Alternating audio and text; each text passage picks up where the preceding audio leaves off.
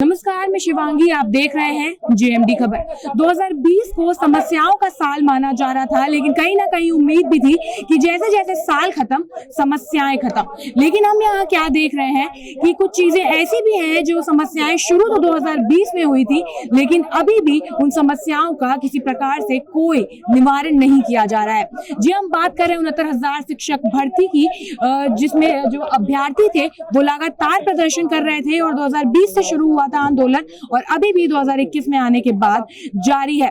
इस वक्त हम मौजूद हैं लखनऊ के निशातगंज स्थित बेसिक शिक्षा निदेशालय में, जहां पर 69,000 शिक्षक भर्ती आंदोलन पर बैठ गए हैं और अपनी मांगों को लेकर डटे हुए हैं। तो आइए इन्हीं से जानते हैं कि जब एक बार आंदोलन बीच में रोक दिया गया था तो ये वापस से आंदोलन पर बैठने की क्या जरूरत है और इनकी मांगे क्या अब भी वही है या इन्हें अब सरकार से दूसरी उम्मीदें हैं। आइए इन्हीं से जानते हैं।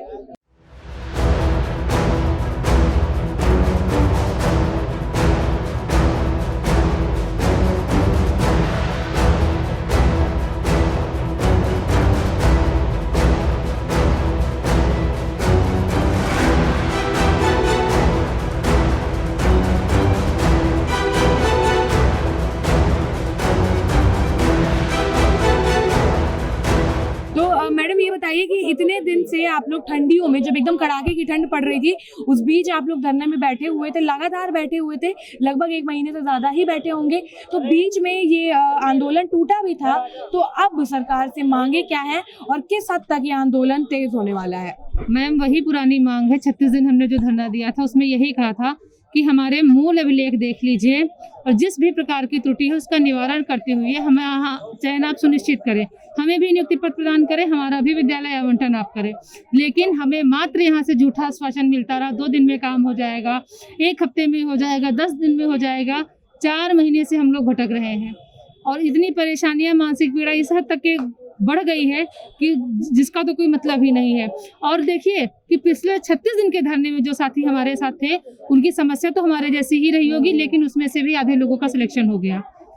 किस तहत भी ऐसे की है मुझे नहीं पता, तो हमारा भी सिलेक्शन होना चाहिए। हमारे जैसे जब सेम त्रुटियों का निवारण हो गया है, इन्होंने जो हमें आश्वासन दिया उसमें इनका छलावा था। छलावे के पीछे जब लोगों ने चढ़ा दिया होगा तो 25 डिस्ट्रिक्ट में तभी तो हुआ। हमारा भी ऐसे क्यों नहीं कर रहा है? क्योंकि वो ठहरा ईमानदार। अगर वो ईमानदारी से हमारा नहीं कर रहे हैं तो इनको ये सिस्टम खत्म करना चाहिए ना, एक स्पष्ट आदेश करना चाहिए कि मूल अभिलेख से जो भी इनकी स्टेट मेरिट में आ रहे हैं उन सभी को नियुक्ति पत्र प्रदान कर दिया जाए। इतनी छोटी सी बात के लिए लोग 8 महीने निकाल दिए हैं। 4 महीने से तो हम लोग भटक रहे हैं और 2 महीने से तो एक दिन भी हम लोग घर पे रुकने नहीं पाए हैं। कभी बीएसए ऑफिस, कभी शिक्षा निदेशालय, कभी सचिवालय, यहीं से वही हम लोग घूमते आ रहे हैं। यूपी सरकार से क्या कहना चाहेंगे? सरकार से यही कहना चाहेंगे, आप हमारे साथ ये इतना अन्याय क्यों कर रहे हैं? भेदभावपूर्ण व्यवहार हमारे साथ क्यों है? क्या गलती किसी से नहीं होती है? सभी से गलतियां होती हैं। उस गलती को सुधारने का एक मौका सभी को मिलता है और मिलना भी चाहिए, तो हमें भी वो एक मौका चाहिए बस। तो आप हमें ये बताइए कि जब एक बार बीच में धरना रोक दिया गया था, प्रदर्शन रोक दिया गया था, तो फिर से शुरू करने की क्या वजह है? अभी भी मांग वही है या आप सरकार से इस बार कुछ और चाहते हैं? 11 तारीख को हमने धरना खत्म किया था। उस दिन महानिदेशक साहब ने कहा था कि 10 दिन के अंदर अंदर आप लोग के लिए कोई शासनादेश आ जाएगा, कुछ आ जाएगा जिससे आप लोग भी अपने शिक्षक कार्य को संपन्न कर पाएंगे, स्कूल अलॉटमेंट आपका भी हो जाएगा।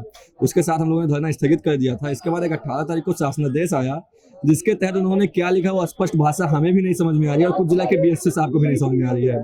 एक ही भर्ती है, एक ही प्रदेश है, 75 जिले में से कुछ जगहों पे नियुक्ति पत्र दे दिया गया, उसके बाद उनका रोक दिया गया। कुछ जगहों पे स्कूल अलॉटमेंट कर दिया गया, कार्यभार नहीं ग्रहण कराया गया। कुछ जगहों पे कार्यभार ग्रहण भी करा दिया गया। 18 जनवरी के शासनादेश आने के बाद वो अपना हाजिरी लगा रहे हैं स्कूल में जाके। हम ये चाहते हैं कि अगर एक ही प्रदेश है, एक ही भर्ती है, तो हमारे साथ इस तरह से दोहरी नीति नहीं चलनी चाहिए। हमारे लिए भी कोई शासनादेश है जिसके तहत हम सभी लोगों का कल्याण और हम सभी लोग स्कूल में जाके अपना शिक्षक का संपन्न करा सकें। इसी के साथ धन्यवाद। इस बार आंदोलन काफी तेज होता नजर आ रहा है। साथ ही में ये भी सुनने में आया कि इस बार महा आंदोलन होगा, कुछ चीजें बढ़कर की जाएंगी।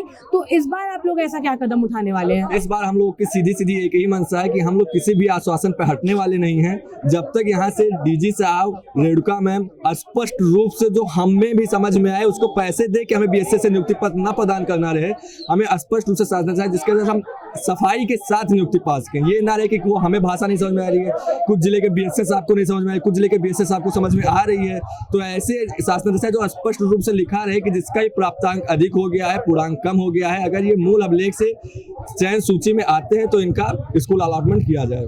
सर, इतने लंबे समय से आप लोग धरने पर बैठे हुए थे, 2020 में भी बैठे रहे, साल के पहले महीने में भी बैठे रहे, स्थान बदला आपने, इस बार आप लोग शिक्षा निदेशालय के सामने हैं, लेकिन क्या इस बार भी कुछ होगा या फिर तारीख ही मिलेगी, आश्वासन ही सुनेंगे और चले जाएंगे? नहीं मैम, आश्वासन सुन के नहीं जाएंगे, क्योंकि आश्वासन सुनते सुनते 2 साल का समय बीत गया और हम लोग 36 दिन तक निरंतर धरना प्रदर्शन किए। धरना क्या, एक निवेदन था। यहाँ पर आए डीजी साहब ने स्पष्ट कहा कि 10 दिन में आपका काम होगा और हम देखते हैं कि तुम्हारे मन में हमारे लिए क्या सम्मान है। अगर सम्मान होगा तुरंत आप लोग उठेंगे, चले जाएंगे और वापस नहीं आएंगे। हम लोग उठे, चले गए और डीजी साहब के सम्मान में ही हम लोग 10 नहीं, आज 28 दिन हो गए, 28 दिन तक यहाँ पे नहीं दिखे। लेकिन 18 तारीख को एक शासनादेश देते हैं जो स्पष्ट शासनादेश नहीं है, लेकिन उस शासनादेश के आधार पर 75 जिले में से 21 जिले के बीएसएस लोगों को नियुक्ति पत्र दे दिए। तो की बात आ रही है। हाँ, जब हम अपने बीएसएस पूछे कि सर हमको क्यों नहीं मिल रहा है, तो उन्होंने कहा कि आपके लिए कोई स्पष्ट शासनादेश नहीं आ रहा है। उन्होंने नहीं बल्कि 55 जिले के लगभग ऐसे बीएसए कह रहे हैं, लेकिन 21 बीएसए जो है 21 जिले को उन्होंने दे दिया। तो हम क्यों दिया, कैसे दिया, उनका क्या लाभ है, हमसे इससे नहीं मतलब। लेकिन हम ये चाहते हैं कि जो 18 तारीख का शासनादेश था उसका पॉइंट नंबर 1 ये क्लियर कर दें सर, और एक स्पष्ट शासनादेश जारी करने ताकि हमारा भी कल्याण हो सके। सर बेसिक सुधारने की बात करते हैं, अच्छी बात है सर, बेसिक सुधारे, हम भी उसमें सहभागिता अपना निभाना चाहते हैं, लेकिन ये कैसी बेसिक सुधारने की बात है कि किस जिलों में कर दिया गया है, 54 जिलों में नहीं किया जा रहा है। ये दोहरा मापदंड क्यों अपना रहे हैं? हमारा यही रिक्वेस्ट है कि आज ये हम लोगों के लिए कर दें, जो कुछ करना हो एक अच्छा स्पष्ट शासनादेश कर दें। अगर ये नहीं करना चाहते हैं, जो भी इनके मन में आए वो कर दें, क्योंकि नौकरी तो ऐसे भी हम लोग की जा रही है, इससे अच्छा है कि ढंग से जाए, क्योंकि हम लोग चुप और शांत रहने वाले नहीं। किस हद तक ये आंदोलन तेज हो सकता है? अब आंदोलन तेज का मतलब है मैम, अगर आज कुछ होगा तो ठीक है, नहीं तो हम लोग रात भर यहीं बैठेंगे। जो इनके मन में आए, जो इनको ये चाहे शासन प्रशासन जो भी जैसा भी चाहे करा सकते हैं, स्वतंत्र हैं सर। पिछली बार जब आप लोग आए थे तो इतनी कड़ाके की ठंड थी, कई लोग बीमार भी पड़े, बुजुर्ग भी शामिल हैं इसमें। अगर किसी के साथ कोई अनहोनी हो जाती है, तबीयत खराब हो जाती है, तो जिम्मेदार किसको ठहराएंगे? सर मैम सीधी सी बात है, जिम्मेदारी होंगे। 3 हमारे ऐसे मित्र थे, तीनों के पिताजी इसी सदमे की वजह से हार्ट अटैक से मर गए। एक हमारी बहन थी, वो आती थी, उनकी प्रेगनेंसी थी, उनका मिसकैरेज हो गया। यहाँ से वापस जा रही थी, धरने से वापस जा रही थी, रास्ते में उनका मिसकैरेज हो गया। इसकी जिम्मेदारी कौन लेगा? हम ये चाहते हैं कि एक स्पष्ट शासनादेश क्यों नहीं दे पा रहे हैं, या तो स्पष्ट बता दें कि भैया नहीं, हम आपको नौकरी नहीं दे सकते, हम न्याय नहीं कर सकते, तो हम लोग दूसरा दरवाजा खटखटाएं। होगा तो ठीक है, नहीं होगा तो जो हमारे मन में आएगा हम करेंगे। दादी, यहाँ पर लोग अपने नियुक्ति की मांग कर रहे हैं, यहाँ पर अपनी नौकरी की मांग कर रहे हैं, तो आप इसमें क्या कर रही हैं? इस धरने में आप क्यों बैठी हैं? हम आइल बानी ये बच्चन खातिर। एक बच्चा देखतनी हेवाल में कितना कष्ट होता न सन। किसके लिए आई हैं आप? हम अपना पोती के लिए आइल बानी, तब वो पोती बा है कुल तो बच्चे न होन। इतनी बीमारी भी फैली हुई है, ठंडी भी पड़ रही है, उसके बाद इतनी बुजुर्ग होकर आप यहाँ धरने पर बैठी है, कब तक बैठी रहेंगी? जब से ना होई तले तो बैठले न रह बच्चिया। बताओ, इतना हमके कष्ट बा न कि अब हम का कहीं।